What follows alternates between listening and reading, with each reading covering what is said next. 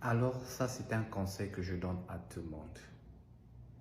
Aux États-Unis, il n'y a que deux formes de personnes. Il n'y en a pas trois, il n'y en a pas quatre. Première forme de personnes, ce sont des personnes qui ont étudié.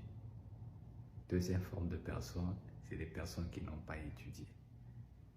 La vie de personnes qui ont étudié, c'est que la vie devient un peu plus relâche. Tu vas au boulot, tu rentres à la maison sans forcer. La vie des personnes qui n'ont pas étudié, c'est la vie où il faut faire beaucoup de travaux pour trouver un peu plus d'argent, c'est-à-dire faire plus de travaux pour trouver ce que les gens ont étudié peuvent faire en faisant qu'un seul boulot. Je vous dis, partez à l'école, étudiez. Ici, je vais m'adresser particulièrement à toutes les personnes qui sont venues par la frontière mexicaine et toutes les personnes qui ont demandé l'asile aux États-Unis. Ces pays-là, surtout pour ceux-là qui viennent dans des pays francophones, on vous donne la chance d'étudier. Qu'est-ce qu'il faut faire? Commencez par d'abord apprendre la langue par des services, par des choses qu'on vous a données comme institution qui peuvent vous apprendre la langue gratuitement. Il y en a plusieurs. Je vais parler de quelques pour ne pas parler de tous. Vous savez, Adult Education, il y en a presque partout aux États-Unis. Adult Education, c'est l'éducation pour les adultes. Là-bas, vous pouvez apprendre l'anglais. Adult Education, adulte éducation. Vous pouvez apprendre l'anglais. Ils ont aussi des petites formations qu'ils donnent aux gens. Allez-y faire ces formations-là. Faites-vous instruire en anglais. Parce que l'intégration dans un pays, c'est d'abord la langue. Si vous ne connaissez pas la langue, sachez-le que vous n'aurez pas la communication. Et si vous n'avez pas de communication, vous ne pouvez pas faire grand-chose. Une petite anecdote. Mon grand-père m'a parlé, parce que mon grand-père, il a été à l'époque coloniale. Alors là, il n'y avait pas beaucoup d'études, il n'y avait pas beaucoup de choses à faire. Il me faisait savoir que à leur époque, quand on voulait mettre une personne en prison, on prenait une lettre, on écrivait son nom et l'acte que la personne a fait et on donnait à la personne pour que la personne parte, lui-même donner à la police pour qu'on lui mette en prison. Ça veut dire quoi? Si vous ne comprenez pas la langue, vous serez vous-même le transporteur de votre souffrance. C'est-à-dire que vous-même, vous pouvez vous donner à la charge pour que vous soyez mal pris. Donc c'est pourquoi commencez par apprendre la langue. La langue anglaise, il faut l'apprendre, c'est impératif. En tout cas, si vous avez choisi de vivre ici aux États-Unis, la chose à faire, c'est d'apprendre la langue. Et pour apprendre la langue, il y a des institutions qui sont déjà là, habilitées à vous aider à le faire. C'est comme ça. Et so, vous pouvez voir que ça va vous aider à déjà vous intégrer.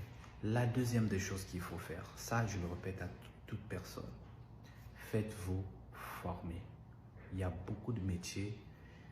La majorité des compagnies, bon, pour ne citer qu'une seule, comme des Amazon, si vous faites travail Amazon, on vous donne l'opportunité de faire les formations. Pour certains même, ils vont même payer pour vos études. Allez-y, étudiez, il n'y a pas l'âge pour ça. En tout cas, ne dites pas que je suis déjà vieux, je ne vais plus étudier. Quand il n'y a pas l'âge pour ça, allez-y étudier. Faites des formations, faites tout ce qu'il y a de votre possible. Jeunes gens, vous qui êtes venus aux États-Unis jeunes, vous êtes venus aux États-Unis à l'âge de 17 ans, 18 ans, 19 ans, 20 ans, 25 ans, 30 ans, 35 ans. Vous pouvez faire des études et changer votre cycle. Pour la plupart de nous qui sommes venus des pays africains et ces pays-là, ils ont eu des problèmes d'école. Je parle seulement des cas de la Côte d'Ivoire, je parle du Congo, des deux Congos, parce qu'il y a deux Congos, Congo-Kinshasa et Congo-Brazzaville. Vous venez du Rwanda, vous venez en tout cas de tous ces pays-là, à l'exception un peu du Rwanda, c'est un pays anglophone actuellement, mais ils sont toujours francophones à mon avis, quoi qu'ils se forcent à devenir anglophones. Tous les pays francophones là, les études là-bas, qu'on se dise la vérité, c'est un peu bas. Et même quand vous avez fait des études dans un pays anglophone, quand vous arrivez ici aux États-Unis, souvent vos diplômes ne sont pas considérés. Donc, repartez à l'école. Vous nous avez dit en Afrique que vous n'avez pas pu bien étudier parce que les infrastructures n'étaient pas bien, les conditions n'étaient pas bonnes.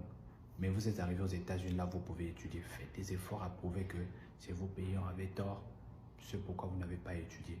Mais si vous êtes ici aux États-Unis et que vous ne voulez pas étudier, sachez-le que vous faites faites mal parce que qu'on se dise la vérité entre nous.